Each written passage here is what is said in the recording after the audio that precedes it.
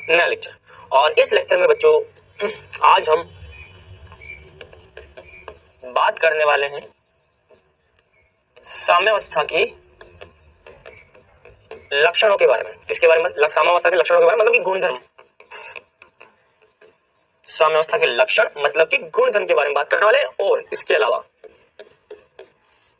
अलावा हम बात करने वाले हैं केसी तथा केपी के बारे में। केसी और केपी के बारे में हम बात करने वाले हैं। बहुत सारे क्वेश्चन हैं, क्वेश्चन को भी करेंगे और साम्यावस्था के लक्षणों के बारे में भी बात करेंगे। तो हमारा सबसे पहला हेडिंग आज का होगा साम्यावस्था के लक्षण। पहला हेडिंग हमारा क्या है? साम्यावस्था के लक्षण। यार देखो, हमने कल तक तो ये बात देख ली कि साम्यावस्था होता क्या है। मैंने आपको बताया था कि साम्यावस्था वह अवस्था है जिस पर परिणामी बलों का मान क्या होता है? शून्य होता है। और अग्र अभिक्रिया की दर पश्च अभिक्रिया की दर के क्या होती है? बराबर। जिस स्पीड से अग्र अभिक्रिया जाएगी उसी स्पीड से पश्च अभिक्रिया जाएगी। तो अग्र अभिक्रिया और पश्च अभिक्रिया दोनों की दर क्या होती है भैया? समान होती है साम्यावस्था पर। और परिणामी बलों का मान क्या होता है? शून्य होता है। इतनी बात हम कल कर चुके थे। साथ ही साथ हमने ये भी देखा था कि साम्यावस्था पर सांद्रताएं जो होती है वो स्थिर हो जाती है। उत्पाद हो चाहे क्रियाकारक हो, दोनों की सांद्रताएं क्या होती है? सांद्रताएं दोनों की स्थिर हो जाती है। इसके अलावा ऐसे सभी गुणधर्म जो कि देखने लायक होते हैं, जैसे कि रंग हो गया, घनत्व हो गया, सांद्रता हो गया, ये सब कुछ भैया वहां पर स्थिर हो जाएगा, कांस्टेंट हो जाएगा। ये हम कल पढ़ चुके थे। आज वहीं से हम आगे बढ़ाने वाले हैं। और हाँ, एक चीज और, हमने कल ये भी देखा था कि साम्य के कितने प्रकार होते हैं। एक समांगी साम्य, एक विषमांगी साम्य। समांगी साम्य का मतलब होता है कि ऐसा साम्य जिसमें क्रियाकारक और उत्पाद सभी की भौतिक अवस्थाएं क्या होती है? समान होती है।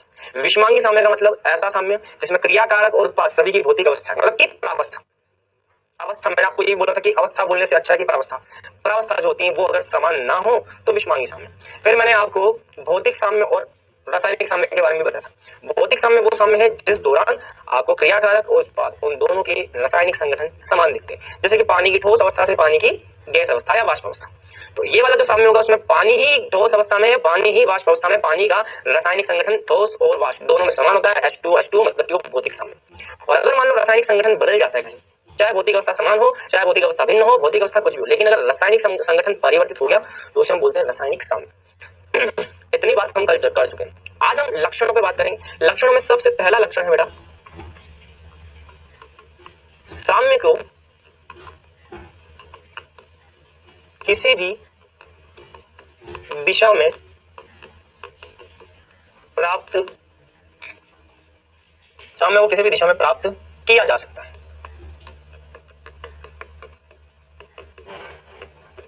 साम्य को किसी भी दिशा में प्राप्त किया जा सकता है। अब इसका क्या मतलब है, चलो हम इसको समझते हैं। ऐसा समझो कि मैंने कोई अभिक्रिया लिखी 2HI, ये देता है H2 प्लस I2। अभी अभिक्रिया क्या है? साम्य अवस्था में।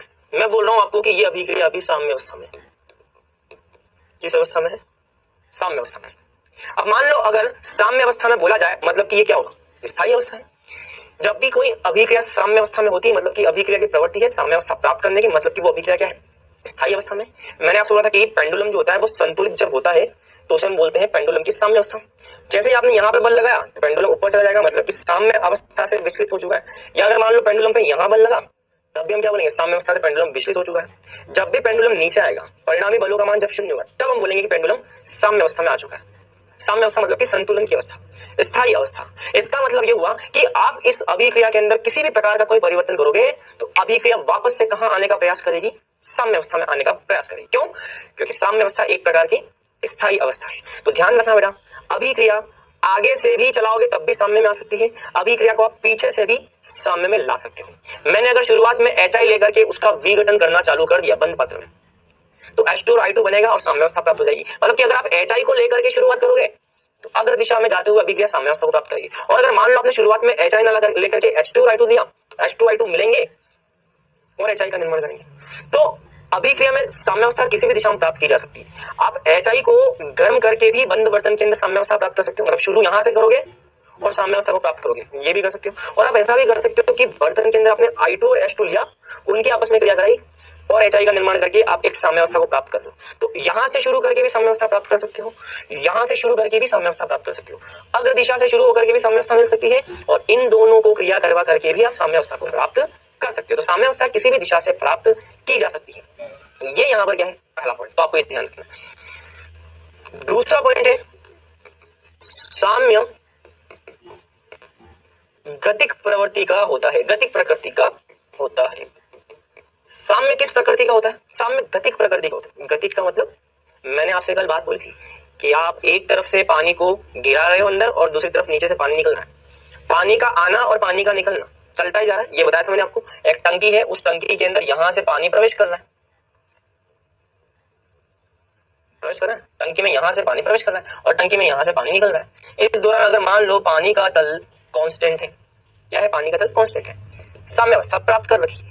तो आप क्या बोलोगे? साम्यावस्था तो है, लेकिन ऐसा नहीं है कि पानी जो है वो आना और पानी निकलना बंद हो चुका है। पानी का आना और पानी का निकलना अगर समान गति से हो रहा है तो साम्यावस्था प्राप्त हो रही है। और इस दौरान आप देखो अणुओं की गति निरंतर चलती रहती है। पानी के अणु का आना, पानी के अणु का निकलना समान दर से चलता रहता है, मतलब कि अणुओं की गति चलती रहती है, अणुओं में मूवमेंट चलता रहता है, अणुओं के अंदर गति चलती रहती है। इसका मतलब साम्यावस्था जो होता है उसकी प्रकृति गतिक होती है। गतिक का मतलब अणुओं में गति बनी रहती है, मूवमेंट बनी रहती है। अणु आंतरिक तौर पर अग्र दिशा की तरफ, पश्चिम दिशा की तरफ, दोनों डायरेक्शन में आने जाने का काम करते रहते हैं। तो यही होता है भैया साम्यावस्था। साम्य एक प्रकार की गतिक प्रकृति का होता है, जिसमें आपको ऐसा लगता है कि भैया अभिक्रिया संतुलित हो चुकी है, अभिक्रिया रुक चुकी है, लेकिन वास्तव में अभिक्रिया रुकती नहीं है। जैसे कि यहाँ पे पानी के अणु आ रहे हैं, उसी दर से पानी के अणु जा रहे हैं, तो आपको यहाँ पर क्या पानी का तल क्या मिलेगा? कांस्टेंट। लेकिन इसका मतलब ये थोड़ी ना कि पानी के अणुओं की गति रुक चुकी है। अग्र दिशा में आ भी रहे हैं और पश्चिम दिशा में जा भी रहे हैं, मतलब कि दोनों दिशाओं में अणुओं की गति चलती रहती है। पानी का आना, पानी का जाना समान दर से चलता रहेगा, लेकिन तल जो होगा वो एक संतुलित अवस्था में बना रहेगा, मतलब कि साम्यावस्था बनी रहेगी। लेकिन उसकी प्रकृति कैसी होगी? गतिक प्रकृति। मतलब कि यहाँ पर भी आप ये बोल सकते हो कि HI के अणुओं की क्रिया होती रहेगी, H2I2 का निर्माण होता रहेगा, H2I2 जैसे जैसे बनेगा HI का निर्माण होता रहेगा। तो HI से H2I2 बनना, H2I2 के मिलने से HI का बनना, तो दोनों दिशाओं में अणुओं की गति चलती रहती है साम्यावस्था के दौरान। गतिक प्रवृत्ति का होता है, प्रकृति का होता है। किस प्रकृति का होता है? गतिक प्रकृति का होता है। इसको आप नोट कर लें फटाफट जल्दी से। अब यहाँ पे एक तीसरा पॉइंट आता है उत्प्रेरक का।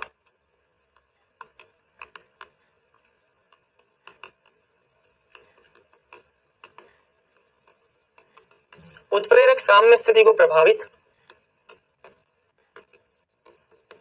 नहीं करता, लेकिन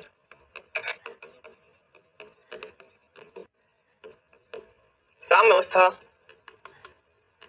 प्राप्त करने की गति को बढ़ाता अवश्य। तो क्या लिखा है? उत्प्रेरक साम्य स्थिति को प्रभावित नहीं करता। समझ रहे मेरी बात?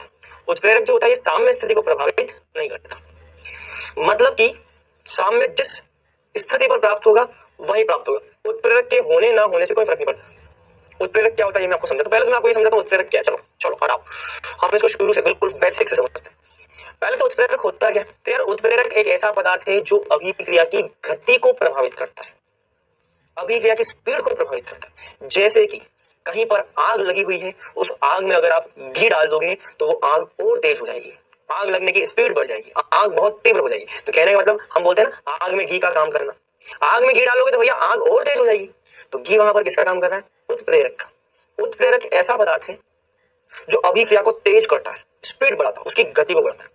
तो उत्प्रेरक का मतलब होता है ऐसा पदार्थ जो कि अभिक्रिया की गति को बढ़ाने का काम करता है। जब भी कहीं उत्प्रेरक प्रेजेंट होगा तो वो अभिक्रिया की स्पीड को बढ़ाएगा। बेटा किसको बढ़ाएगा? अभिक्रिया की स्पीड को बढ़ाएगा, उसकी गति को बढ़ाएगा। तो उत्प्रेरक का काम अभिक्रिया की गति को बढ़ाना है, लेकिन साम्य को प्रभावित नहीं करता, साम्य स्थिति को प्रभावित नहीं करता। साम्य की स्थिति मतलब कि साम्य जिस पोजीशन पर आपको मिल रहा है ना वो उसी पोजीशन पर ही मिलेगा अगर आप उत्प्रेरक का उपयोग कर लो। तो उत्प्रेरक साम्य की स्थिति को प्रभावित नहीं करता। जिस पोजीशन पे आपको साम्य प्राप्त हो रहा है, जिस कंडीशन में आपको साम्य, जिस स्थिति में आपको साम्य प्राप्त हो रहा है, उस स्थिति को प्रभावित नहीं करता, लेकिन उसकी स्पीड को बढ़ाता है। मतलब कि साम्य कितना जल्दी प्राप्त होगा वो जरूर प्रभावित होने वाला है उत्प्रेरक की उपस्थिति में। तो उत्प्रेरक डालोगे तो साम्य की प्राप्त होने की जो स्पीड है वो बढ़ जाएगी, बहुत जल्दी प्राप्त हो जाएगा साम्य। पहले साम्य 10 सेकंड में प्राप्त हो रहा था, अब साम्य 5 सेकंड में प्राप्त हो जाएगा, ऐसा कुछ समझो। या पहले साम्य 50 सेकंड में प्राप्त हो रहा था, अब साम्य 10 सेकंड में प्राप्त हो जाएगा। मतलब कि साम्य को प्राप्त करने की जो गति है, स्पीड है, वो बढ़ जाती है उत्प्रेरक मिलाने पे, लेकिन साम्यावस्था की जो स्थिति है वो वहीं की वहीं रहती, साम्य की स्थिति को प्रभावित नहीं करता, उसमें किसी तरह का कोई परिवर्तन नहीं आता। ठीक है, चल तो अब आते हैं नंबर 4 पे। तो मेरे ख्याल से ये क्लियर हो गया होगा पॉइंट आपको। तो उत्प्रेरक किस प्रकार से साम्य स्थिति को प्रभावित करता है। अच्छा, यहाँ पे एक चीज ध्यान रखना, पहले भी आपको बता चुका हूं, साम्यावस्था के दौरान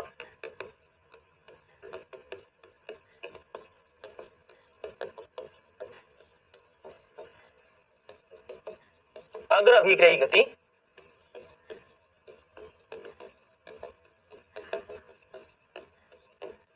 पश्च अभिक्रिया की गति के समान होती है। अग्र अभिक्रिया की गति पश्च अभिक्रिया की गति की क्या होती है? समान होती है। साम्यावस्था के दौरान अग्र अभिक्रिया की गति और पश्च अभिक्रिया की गति क्या होती है भैया? बराबर। ये हम पहले देख चुके हैं। अच्छा, नंबर 5, यहाँ पर एक पॉइंट बहुत ही इंपॉर्टेंट जो कि आपको वैसे मैं पहले बता चुका हूं, लेकिन रिपीट करता हूं। साम्यावस्था प्राप्त हो गई है, ये कैसे पता चलेगा? जैसे मान लो मैंने आपसे बोला कि इस अभिक्रिया के दौरान हमको साम्यावस्था मिल चुकी है, तो कैसे पता चलेगा? एक तो मैंने आपको तरीका बताया कि साम्यावस्था पर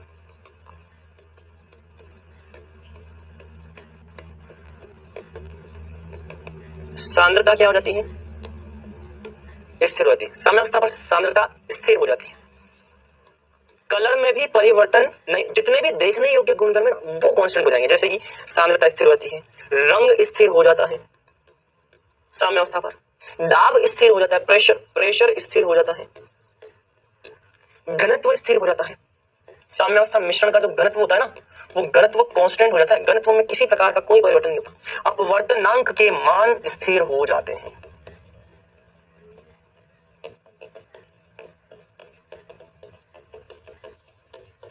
तो साम्यावस्था पर सांद्रता स्थिर, रंग स्थिर, दाब स्थिर, घनत्व स्थिर और अपवर्तनांक स्थिर हो जाता है। इनमें किसी तरह का कोई परिवर्तन नहीं होता। इसका मतलब अगर कहीं पर साम्यावस्था प्राप्त हुई है या नहीं हुई है, अगर मुझे चेक करना है तो मैं ये देख लूंगा क्या क्रियाकारक उत्पाद की सांद्रताएं स्थिर है या नहीं। अगर स्थिर है मतलब साम्यावस्था मिल चुकी है। क्या किसी तरह का कोई कलर परिवर्तन तो नहीं हो रहा है? कलर परिवर्तन नहीं हो रहा है मतलब कि साम्यावस्था क्या है? प्राप्त हो चुकी है। दाब स्थिर है, यानी अगर दाब कांस्टेंट है, उसमें किसी तरह का कोई परिवर्तन नहीं हो रहा है, मतलब कि साम्यावस्था प्राप्त हो चुकी है। घनत्व भी चेक कर सकते हो, घनत्व चेक कर लो, अपवर्तनांक चेक कर सकते हो। अगर ये वाले गुणधर्म किसी बिंदु पर स्थिर हो जाते हैं तो भैया साम्यावस्था प्राप्त हो चुकी है। ठीक है, तो नोट करो फटाफट जल्दी से। यहां तक की बात क्लियर? चले नंबर 6 देखिए। अच्छा, मैंने आपको ये बताया था कि साम्यावस्था पर डेल्टा जी का मान क्या होता है? साम्यावस्था पर डेल्टा जी क्या होता है? डेल्टा जी गिब्स मुक्त ऊर्जा परिवर्तन क्या होता है? शून्य होता है। ये आपको मैं बता चुका हूं। इसके अलावा एक चीज और, साम्यावस्था पर ये आप लिख सकते हैं, साम्यावस्था पर डेल्टा जी 0 हो गया। हाँ, एक चीज आप यहाँ पे और ध्यान रखना, साम्यावस्था को कई कारक प्रभावित करते हैं, जैसे कि ताप, दाब, उत्प्रेरक प्रभावित नहीं करता। देखो, साम्य की अवस्था को उत्प्रेरक प्रभावित नहीं करता, लेकिन हाँ उसको प्राप्त करने की स्पीड को जरूर बढ़ाता है। तो साम्यावस्था को ताप, दाब आदि कारक क्या करते हैं? प्रभावित। मतलब कि मान लो आपने साम्यावस्था पर अभिक्रिया, ऐसे समझो, मान लो ये अभिक्रिया साम्यावस्था, अगर कोई अभिक्रिया साम्यावस्था में है मतलब कि स्थायी अवस्था में, स्थायी अवस्था में, और इस प्रकृति के अंदर, इस दुनिया में हर कोई क्या चाहता है?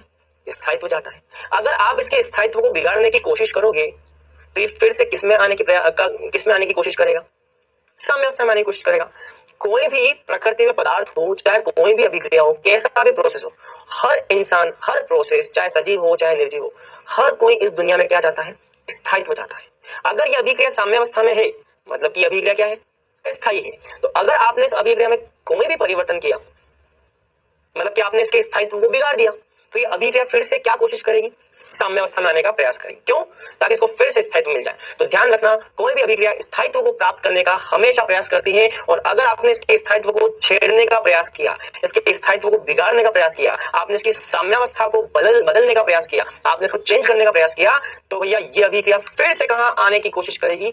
स्थिर अवस्था में आने की कोशिश करेगी। तो साम्यावस्था पर एक बात ध्यान रखना, साम्यावस्था पर ताप, दाब, सांद्रता, आयतन में परिवर्तन का प्रभाव होता है। अतः किसी भी कारक द्वारा यदि साम्यावस्था को बदला जाए तो अभिक्रिया पुनः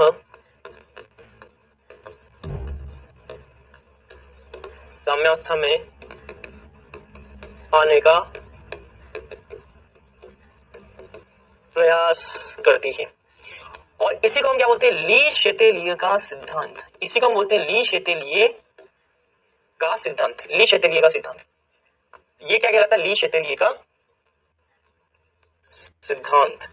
इसको हम बाद में डिटेल में पढ़ने वाले, इसको बाद में हम डिटेल में पढ़ने वाले। तो मान लो अगर साम्यावस्था पर आपने किसी भी तरीके से साम्यावस्था को छेड़ने का प्रयास किया, आपने उसको परेशान करने का प्रयास किया, आपने अगर उसको परेशान किया तो भैया साम्यावस्था फिर से कहां पे आ जाएगी? अगर आपने चेंज करने का प्रयास किया तो अभिक्रिया फिर से साम्यावस्था में आने का प्रयास करेगी। तो अगर साम्यावस्था पर ताप, दाब, सांद्रता, आयतन आदि के द्वारा अगर आप किसी तरह से उसको परिवर्तित करने का प्रयास करेंगे, तो किसी भी कारक द्वारा अगर आप साम्यावस्था को बदलने का प्रयास करेंगे तो अभिक्रिया फिर से कहां आने का प्रयास करेगी? साम्यावस्था में आने का प्रयास करेगी, क्योंकि वो अभिक्रिया को क्या प्रदान करता है? स्थायित्व प्रदान करता है। तो ये भैया इनके गुण है जो कि हमको ध्यान रखना है। अब यहाँ पे हमारा अगला एक बहुत ही शानदार टॉपिक है जिसको हम बोलते हैं गुलबर्ग वागे का नियम। गुलबर्ग वागे का नियम। ठीक, गुलबर्ग वागे का नियम क्या है तो हम उसके बारे में पढ़ेंगे। तो एक बात ध्यान रखना, पदार्थों के क्रिया करने की दर जो होती है, जैसे मान लो गुलबर्ग वागे का नियम क्या बोलता है, जैसे मान लो एच आई, मैंने पात्र के अंदर एच आई लिया टेम्परेचर पर, मान लो किसी पात्र में अगर मैंने एच आई लिया है तो एच आई के क्रिया करने की जो दर होगी बेटा, वो क्रियाकारक की सांद्रता पे निर्भर करती है। गुलबर्ग वागे का नियम बोलता है कि एच आई के क्रिया करने की दर जो होगी, किसी भी क्रियाकारक या किसी भी पदार्थ के क्रिया करने की जो स्पीड होगी, उसकी जो गति होगी, जो उसका वेग होगा, किस स्पीड से वो अभिक्रिया करना है, वो स्पीड जो होगी वो किस पर निर्भर करेगी? क्रियाकारक की सांद्रता पर निर्भर करेगी। जैसे मान लो ये देखो, मान लो आपने H2 और I2 को एक बर्तन में लिया, H2 और I2 के क्रिया करने की दर जो होगी वो H2 और I2 की सांद्रताओं पर निर्भर करती है। ये ऐसा बोलना है किसका? गुलबर्ग वागे का। तो गुलबर्ग वागे बोलते हैं किसी क्रिया के दौरान क्रिया करने वाले पदार्थों की क्रिया करने की दर, किसी क्रिया के दौरान क्रिया करने वाले पदार्थों की क्रिया करने की दर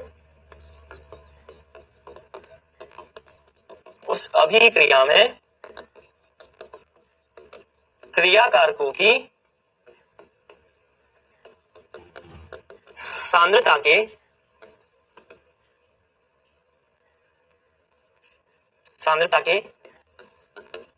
समानुपाती, सांद्रता के समानुपाती, सांद्रता के घातांक, या ये बोल दो आप इसको ऐसे लिखो, क्रिया करने की दर उस अभिक्रिया में क्रियाकारकों की सांद्रता पर चढ़ी हुई घात के, उस सांद्रता के समानुपाती। ठीक है, ऐसे लिखते चलो। तो अभिक्रिया की दर अभिक्रिया में क्रियाकारकों की उस सांद्रता के समानुपाती, ऐसे लिखते चलो कि उस सांद्रता के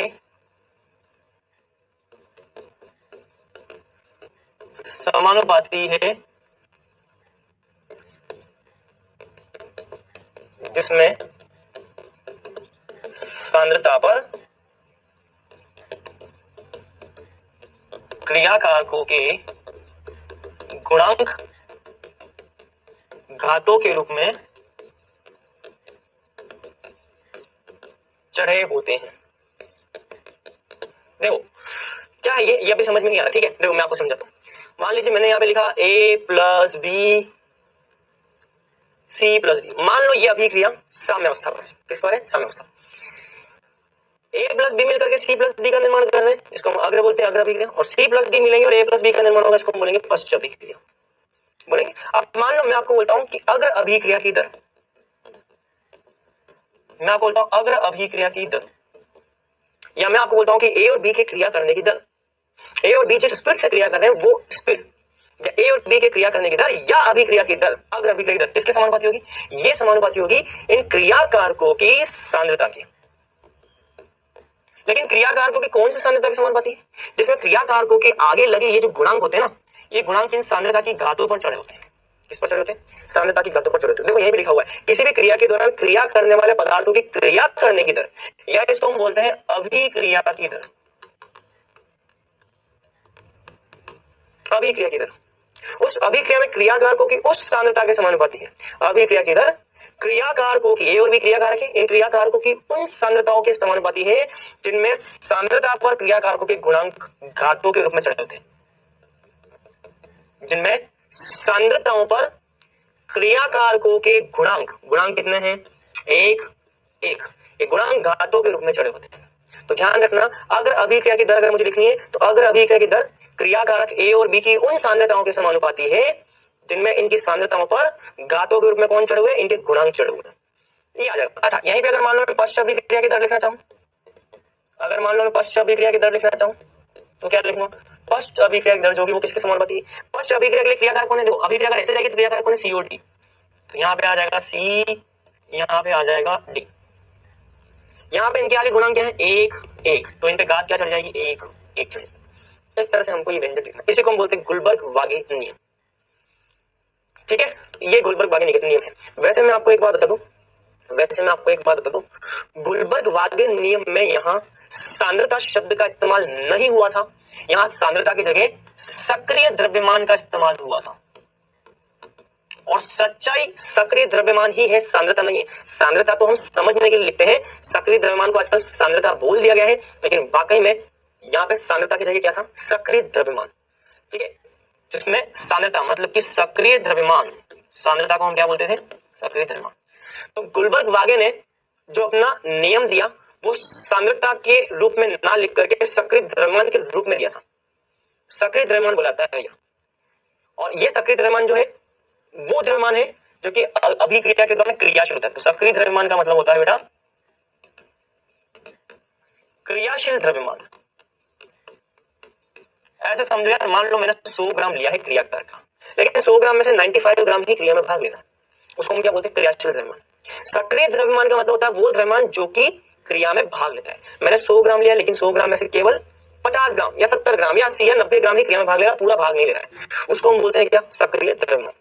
तो गुलबर्ग-वागे ने बोला कि ये जो दर होती है ना, वो क्रियाकारकों के सक्रिय द्रव्यमान, उस सक्रिय द्रव्यमान के समानुपाती है जिसमें क्रियाकारकों की सांद्रता पर उनके गुणांक घातों के रूप में चढ़े होते हैं। लेकिन बाद में क्या मतलब कि ऐसा हम मान लेते हैं कि ये सक्रिय द्रव्यमान कुछ और नहीं, इनकी सांद्रता ही है।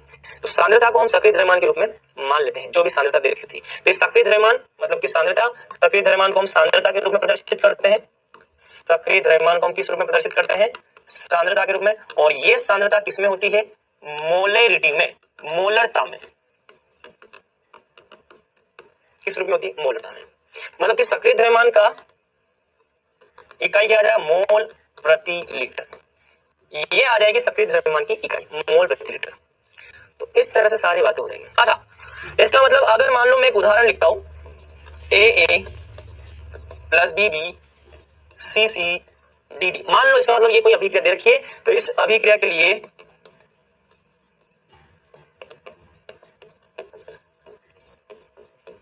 अग्र अभिक्रिया की दर हम क्या लिखेंगे? अग्र अभिक्रिया की दर, तो ये अग्र और ये हो जाएगी पश्च। अग्र अभिक्रिया की दर क्या होगी? ए की सांद्रता, बी की सांद्रता, ए पे गुणांक क्या है? एक, तो ये ए आ जाएगा। बी के गुणांक क्या है? बी, तो ऊपर बी आ जाएगा। पश्च अभिक्रिया की दर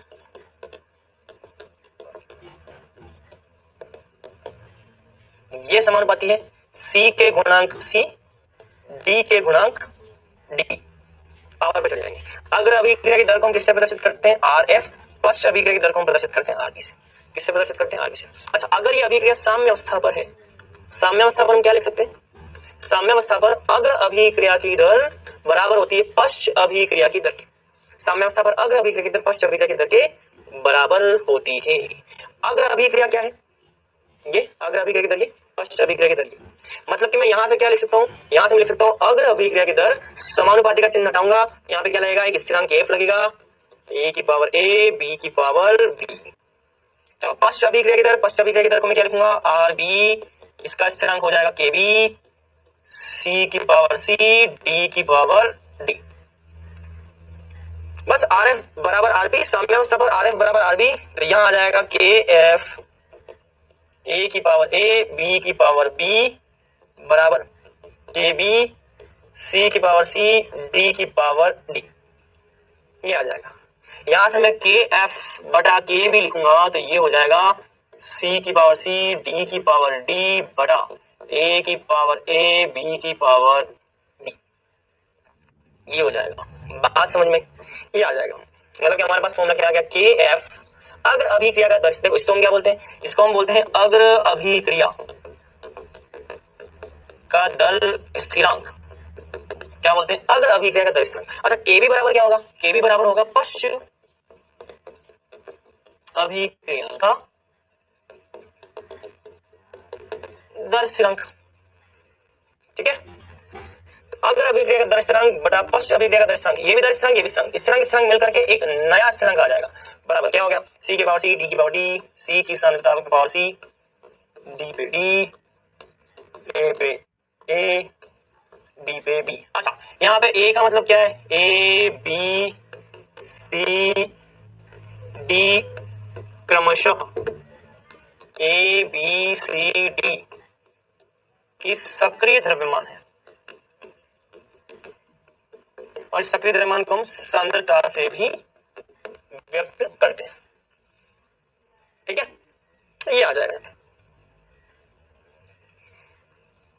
यहां तक की बात समझ में आ गई, यहां तक की बात क्लियर है?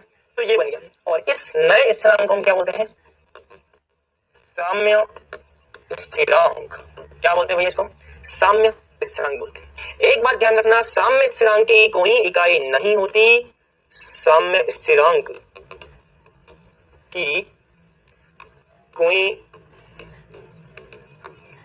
इकाई नहीं होती, क्योंकि साम्य स्थिरांक की कोई इकाई नहीं होती। क्यों, क्योंकि ये बेसिकली सक्रिय द्रव्यमान है। सक्रिय द्रव्यमान की हम कोई इकाई नहीं लेते, ये तो भैया क्रियाशील द्रव्यमान है, ये कोई इकाई नहीं है इसकी, लेकिन वो हम अपने सहूलियत के लिए मानते हैं कि भैया इस सांद्रता के हिसाब से माना जाएगा। हम अपने सहूलियत के हिसाब से हम इसको बाद में सांद्रता के हिसाब से हम लेते हैं, वो बात अलग है। लेकिन अगर बेसिकली देखा जाए तो साम्य स्थिरांक की कोई इकाई नहीं होती, क्योंकि यह सक्रिय द्रव्यमान से व्यक्त किया जाता है, जो कि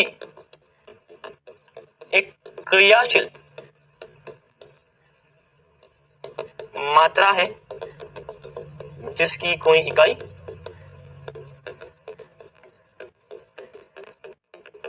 नहीं होती।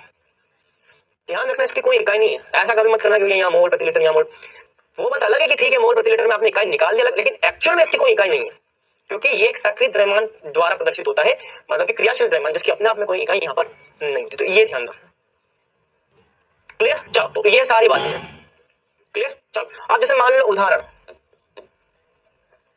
ठीक है, जैसे मान लो मैंने कभी का लिखी N2 gas plus 3H2 gas, ये बनता है 2NH3 गैस। मुझे बोला जाए कि इसका साम्य स्थिरांक के लिख के बताओ, मुझे बोला जाए इसका साम्य स्थिरांक के लिख के बताओ, वही क्लियर है।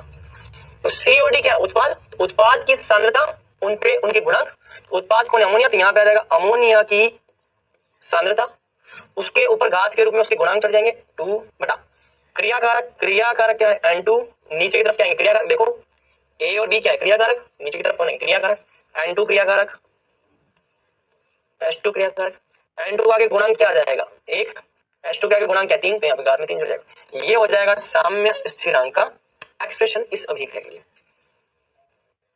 ऐसे हम साम्य स्थिरांक का एक्सप्रेशन लिखते हैं।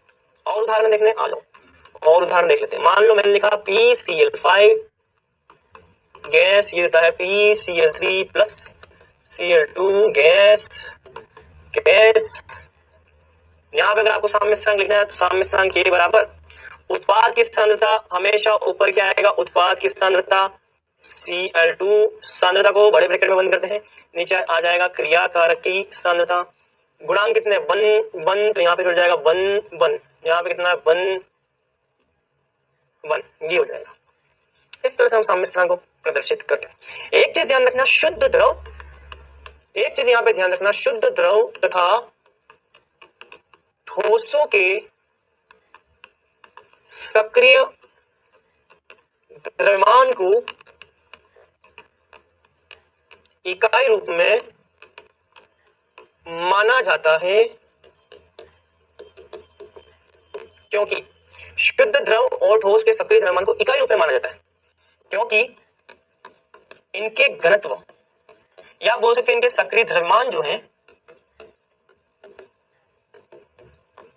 समय के साथ स्थिर रहते हैं। इनके द्रव्यमान जो होते हैं सक्रिय द्रव्यमान वो समय के साथ स्थिर रहते हैं, इसलिए इनके सक्रिय द्रव्यमान को हम क्या मानते हैं? इकाई मानते हैं। जैसे कि उदाहरण देखो, जैसे कि उदाहरण मान लो मैंने लिखा कैल्शियम कार्बोनेट सॉलिड, ये देता है calcium oxide solid plus CO2 gas. चल अब यहां देखिए,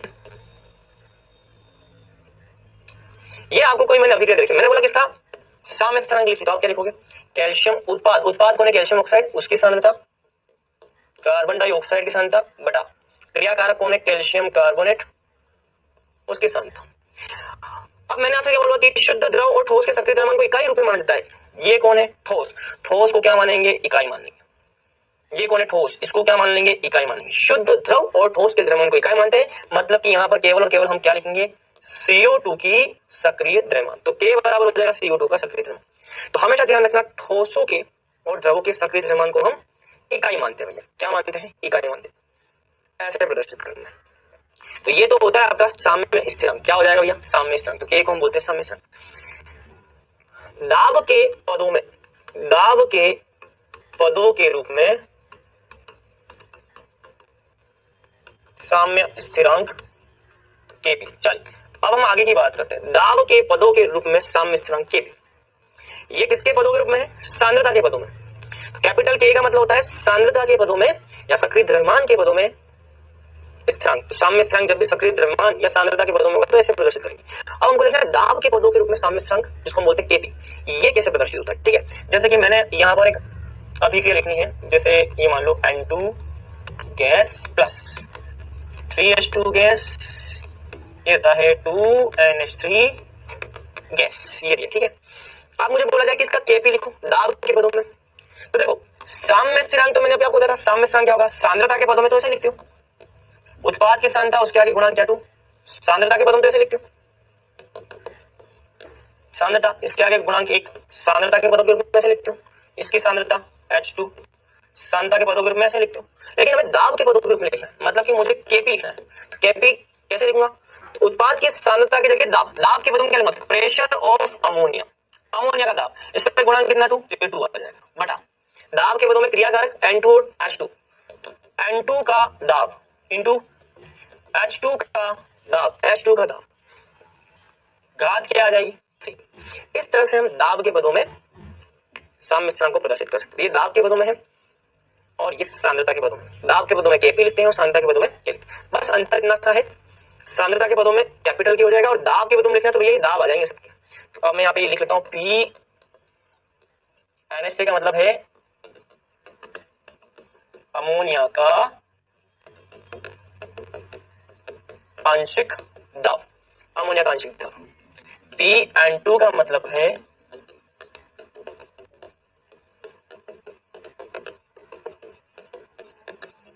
नाइट्रोजन का आंशिक दाब, H2 का मतलब है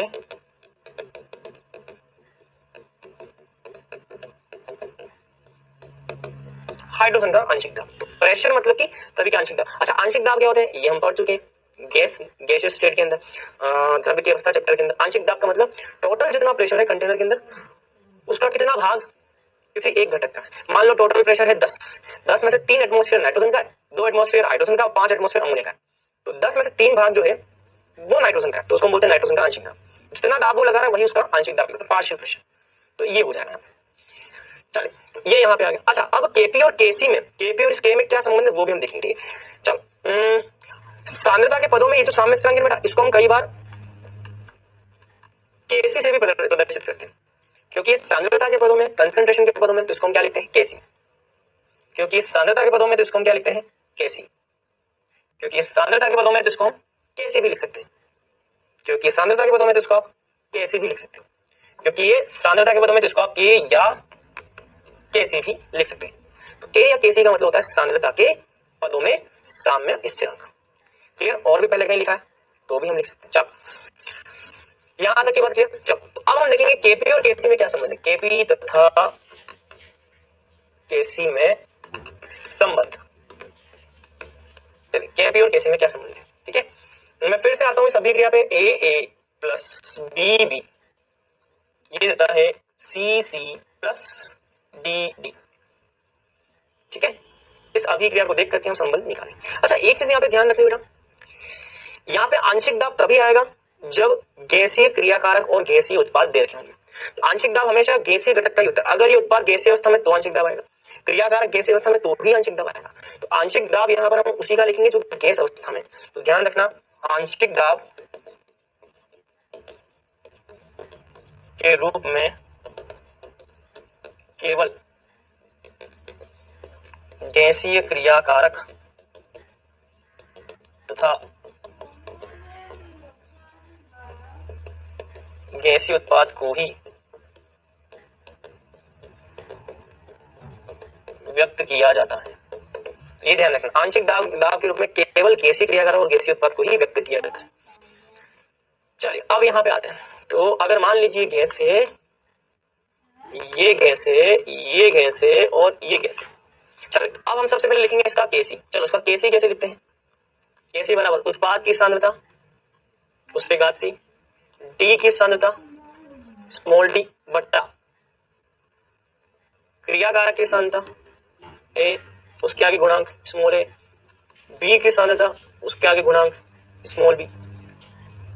अच्छा केपी अगर लिखना हो तो कैसे लिखूंगा, केपी बराबर उत्पाद क्या है सी का आंशिक दाब, गैस रूप में है इसलिए हम सी का आंशिक दाब लिख सकते हैं। गैसीय उत्पाद क्या है डी, गैसीय उत्पाद कौन है डी का आंशिक दाब। सी के आगे गुणांक क्या है सी, तो ये पावर में सी आ जाएगा। डी के आगे गुणांक क्या है डी, स्मॉल डी आ जाएगा डिवाइडेड बाय ए के आगे गुणांक क्या है ए का आंशिक दाब बिल्कुल लिख सकते हैं क्योंकि गैसीय क्रियाकारक है तो मैं उसका आंशिक दाब लिख सकता हूँ। उसके आगे गुणांक क्या आ जाएगा ए, बी का आंशिक दाब बी का गुणांक, ये यहाँ पे एक्सप्रेशन हो जाएगा, ठीक है। चल अब इससे आगे की हम बात करते हैं। एक चीज हमेशा ध्यान रखनी है, गैस समीकरण में पीवी बराबर हमने लिखा था एनआरटी, क्या लिखा था एनआरटी, और पी बराबर हमने लिखा था n by V R T. P बराबर एन बाई वी को हम क्या लिखते हैं मोल प्रति लीटर, मोल प्रति लीटर को हम लिखते हैं सांद्रता इंटू आर इंटू टी। इसका मतलब अगर मुझे ए की सांद्रता लिखनी है, ए की सांद्रता, इसका मतलब ए का दाब लिखना हमको प्रेशर है ना, अगर मुझे ए का दाब लिखना है तो ए की सांद्रता आर इंटू टी, अगर मुझे बी का दाब लिखना है तो बी की सांद्रता आर इंटू टी, सी का दाब लिखना है तो सी की सांद्रता आर इंटू टी, और डी का दाब लिखना है तो डी की सांद्रता आर इंटू टी।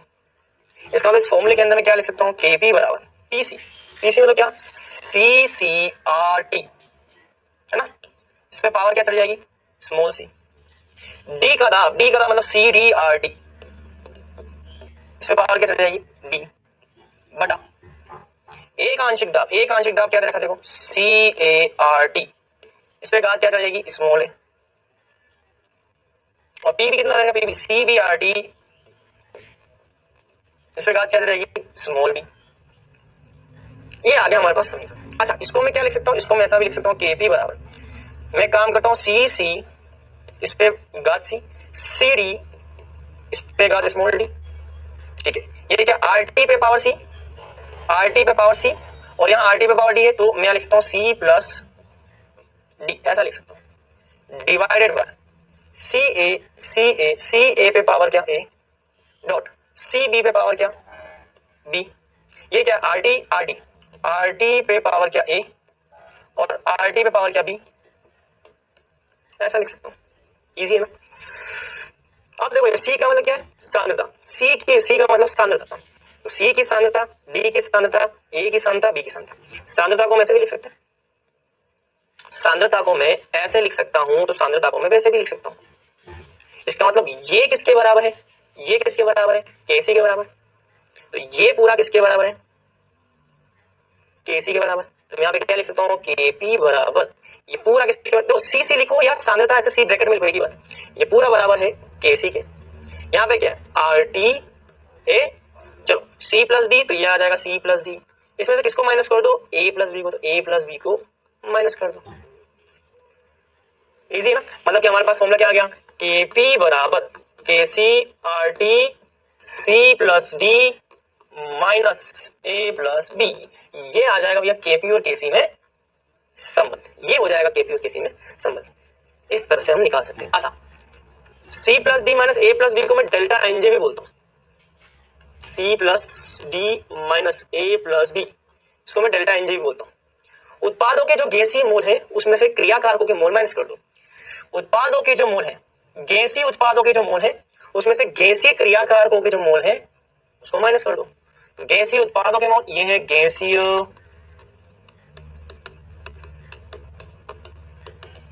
उत्पाद के मोल, उसमें से माइनस कर दो गैसीय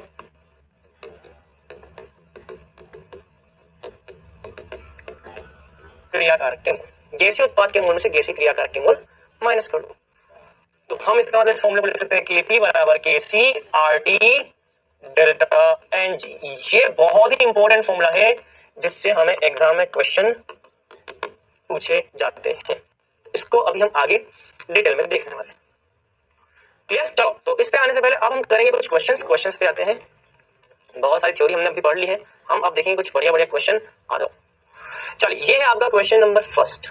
देखिए क्या लिखा है, ए प्लस बी देता है सी प्लस डी। अभिक्रिया के लिए अगर अभिक्रिया फर्स्ट अभिक्रिया का वेग नियतांक अगर अभिक्रिया के लिए K1 है, फर्स्ट के लिए K2 है, तब अभिक्रिया के लिए साम्य नियतांक क्या होगा? हमें बताया है साम्य नियतांक क्या होता है। देखो क्या बताया था इधर, देखो साम्य नियतांक, साम्य स्थिरांक बराबर अग्र अभिक्रिया का स्थिरांक बटा पश्च अभिक्रिया का स्थिरांक। बहुत बढ़िया, अग्र अभिक्रिया का स्थिरांक बटा पश्च अभिक्रिया का स्थिरांक।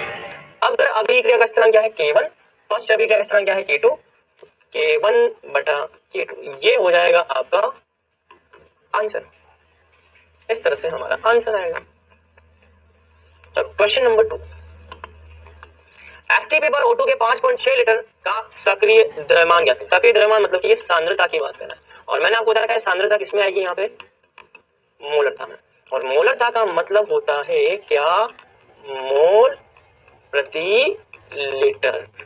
मोल कितने हैं बताओ, एसटीपी पर मोल ज्ञात करना है तो एसटीपी पर गैस के मोल, क्या फॉर्मूला बताया था, एसटीपी पर गैस के मोल मतलब कि दिया हुआ लीटर बटा 22.4, ऐसे जाएंगे।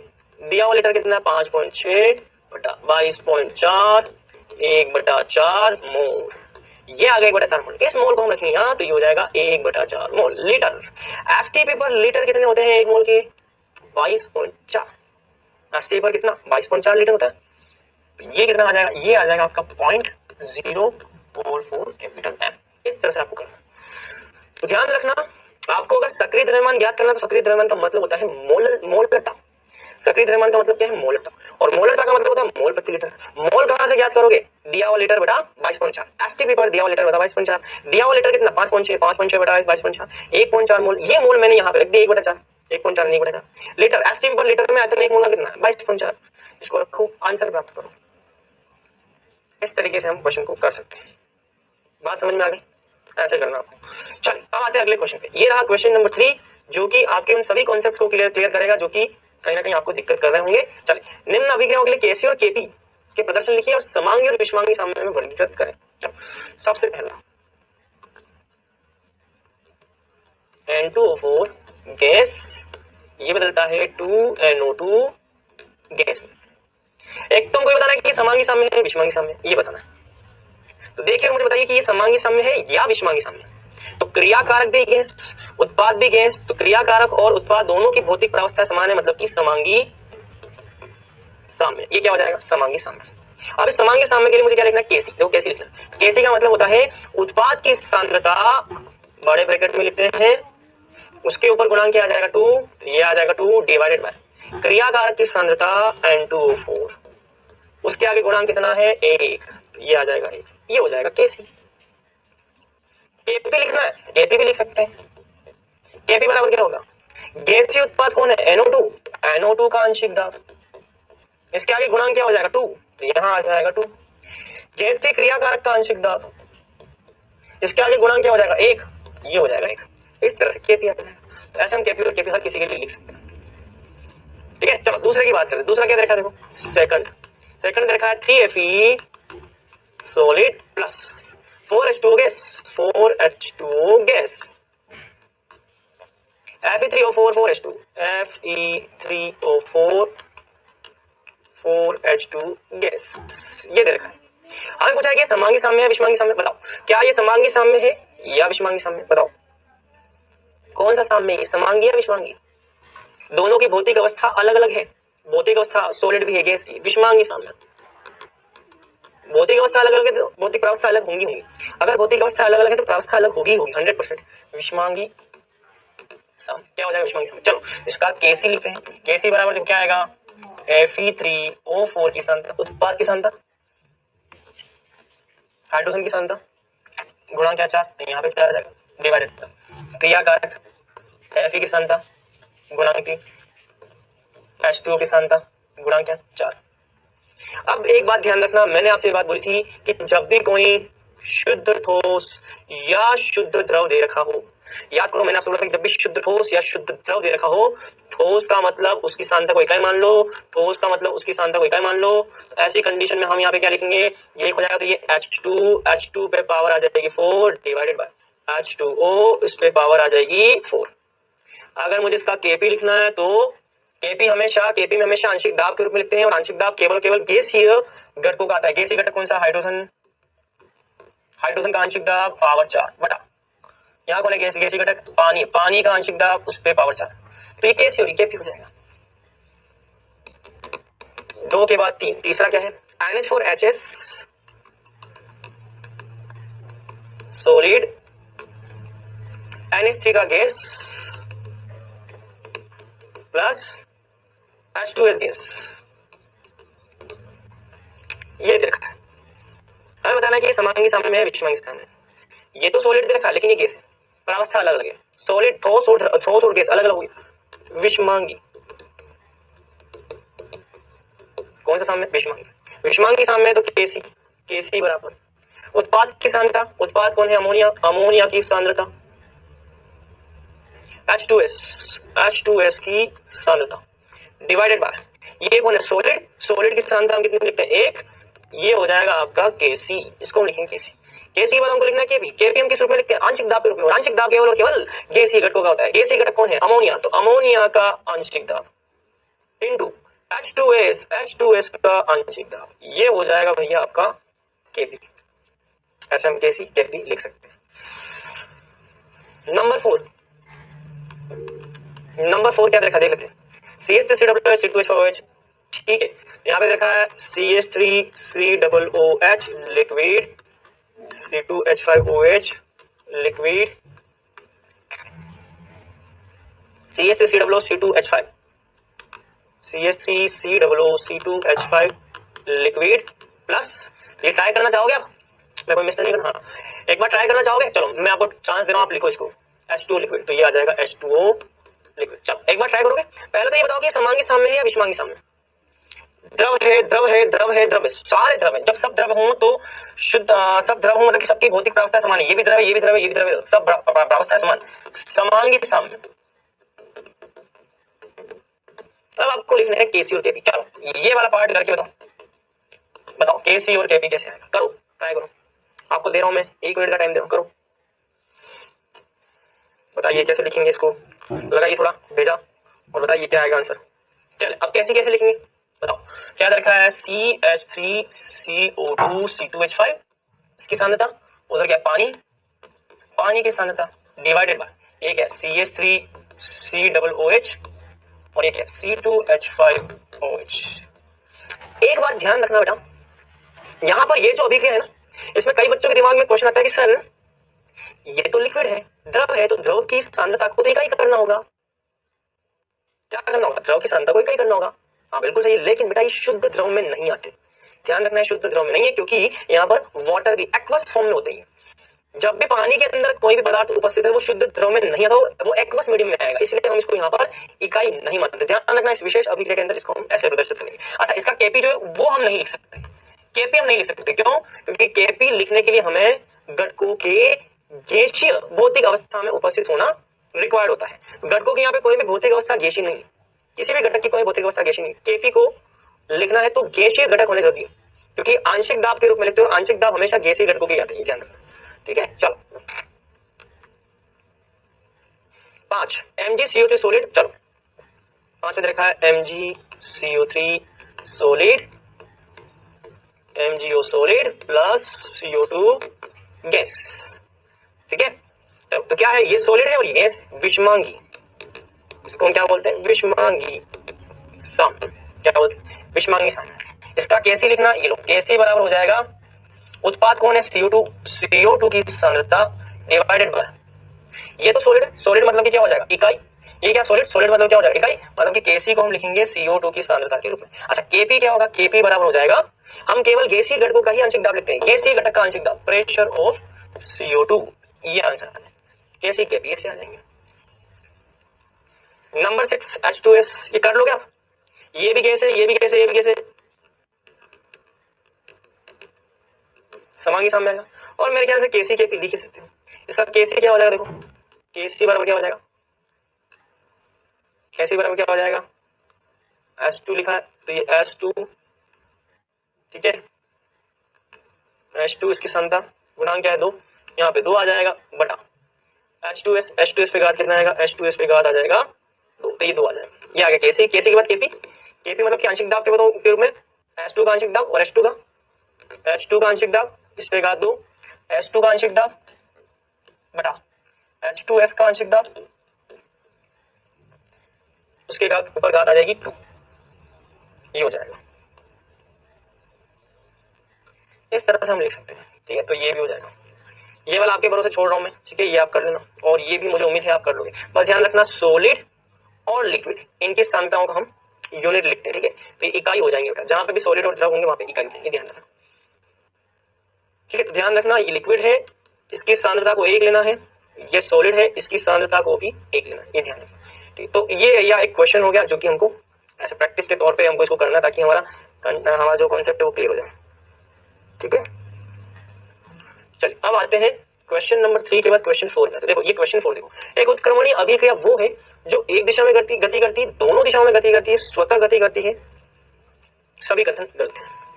तो उत्क्रमणीय अभिक्रिया कौन सी होती है, जो अग्र दिशा में भी जाती है और पश्चिम में भी जाती है, मतलब कि दोनों दिशाओं में जाती है। मुझे लगता है इसमें कुछ दिमाग लगाना। क्वेश्चन नंबर 5, एक रासायनिक अभिक्रिया साम्यावस्था पर है जब, रासायनिक अभिक्रिया साम्यावस्था पर कब है, जब अग्र अभिक्रिया की दर और पश्च अभिक्रिया की दर क्या होती है, समान। बिल्कुल सही। अभिकारक पूर्ण रूप से उत्पाद मिल जाए ना, उत्पाद का निर्माण न्यूनतम हो नहीं, समान मात्रा में नहीं, क्रियाकारक उत्पाद की मात्रा समान नहीं होती, स्थिर हो जाती है। आंसर आ जाएगा क्वेश्चन नंबर 6, 2 लीटर के पात्र में उपस्थित 96 ग्राम O2 है, सांद्रता क्या होगी। चलो, तो सांद्रता मतलब कि सक्रिय द्रव्यमान मोल प्रति लीटर, लीटर कितना है 2 लीटर, तो ये आ जाएगा 2। मोल निकालने O2 के मोल कैसे आएंगे, ग्राम में मात्रा डिवाइडेड बाय ग्राम अनुभार। ग्राम में मात्रा कितनी है 96, O2 की ग्राम में मात्रा कितनी है 96, O2 का ग्राम अनुभार कितना है 32, कितना आ जाए 3 को रखो यहाँ पे, ये आ गया 1.5, आंसर आ जाएगा 1.5 मोल प्रति लीटर। तो छोटा सा क्वेश्चन है, एक ये फॉर्मूला और दूसरा ये फॉर्मूला, 2 फॉर्मूला यूज करो, आंसर निकालो। ये बहुत ही बढ़िया क्वेश्चन है। क्वेश्चन नंबर 6 के बाद क्वेश्चन 7, बताओ साम्य के लिए अभिक्रिया की दर का वक्र है, कौन सा ग्राफ सही इनमें से, बताओ। मैंने आपको बता रखा है कौन सा ग्राफ सही इनमें से, ये वाला ग्राफ सही है, ये सही है, ये सही है, कौन सा सही है। तो याद करो मैंने आपसे बोला है कि ग्राफ सारे ही सही है।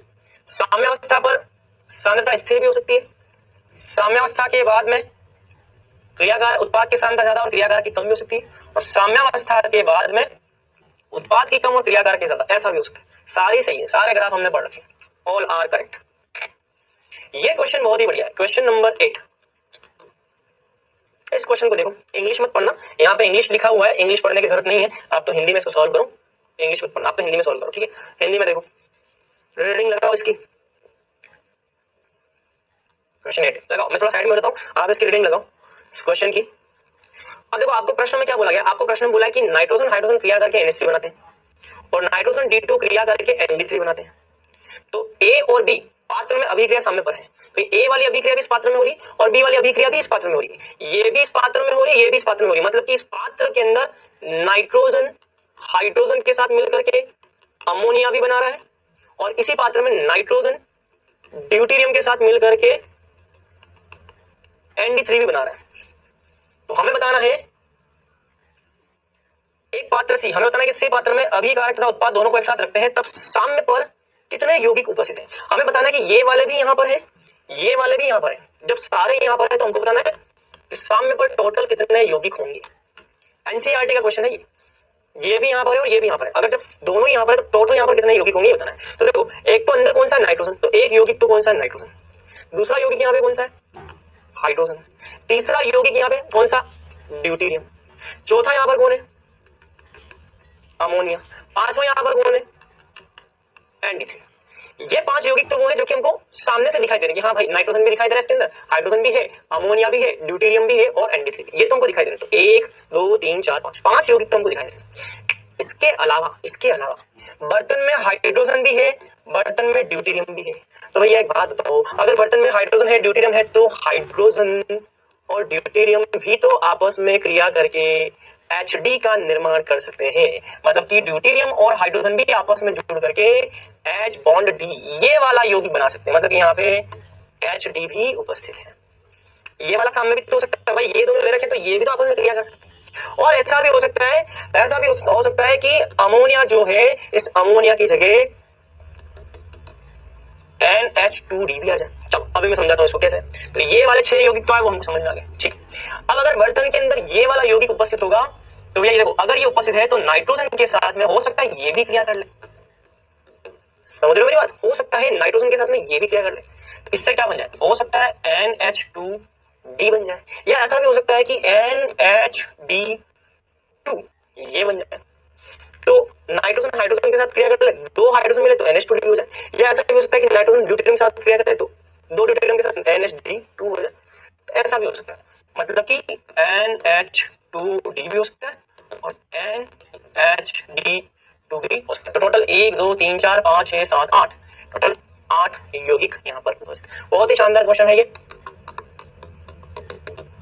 साम्यावस्था पर बहुत सारे घटक यहाँ पर हो सकते हैं, तो ये हमको यहाँ पर ध्यान रखना है, ठीक है। तो चलिए आज हमने सारी बातें की, आपको ये ध्यान रखना है। हमने आज केसी और केपी के व्यंजक क्या होते हैं वो निकाले, इनको कल पढ़ के आना क्योंकि इसमें मैं कल क्वेश्चंस करूंगा। केसी और केपी पे आज हमने क्वेश्चन नहीं किए, एक ही क्वेश्चन किया, कल हम इस पे न्यूमेरिकल भी करेंगे, ठीक है। चलिए हम आते हैं अब थोड़ा सा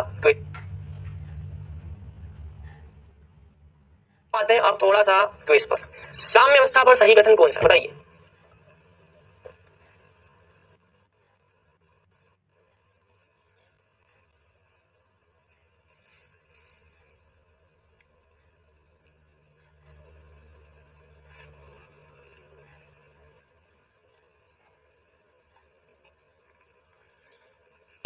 चलिए दूसरे क्वेश्चन पे आते हैं। उत्क्रमणी अभिक्रिया बंद पात्र में होती है, अभिक्रिया बंद पात्र में होती है, साम्यावस्था प्राप्त करती है, बोथ और नन।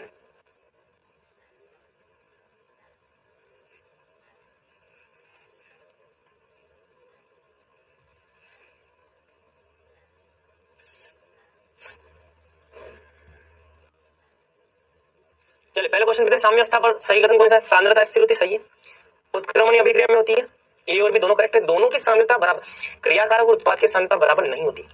उत्क्रमणी अभिक्रिया बंद पात्र में होती है, बिल्कुल सही है। साम्यावस्था प्राप्त करती है, बिल्कुल सही है। बोथ दोनों करेक्ट है, ठीक है। तो आज हमने मेनली हमने बच्चों केपी और केसी के बारे में पढ़ा और इनके रिलेशन के बारे में देखा, ठीक है, इनमें क्या रिलेशन है।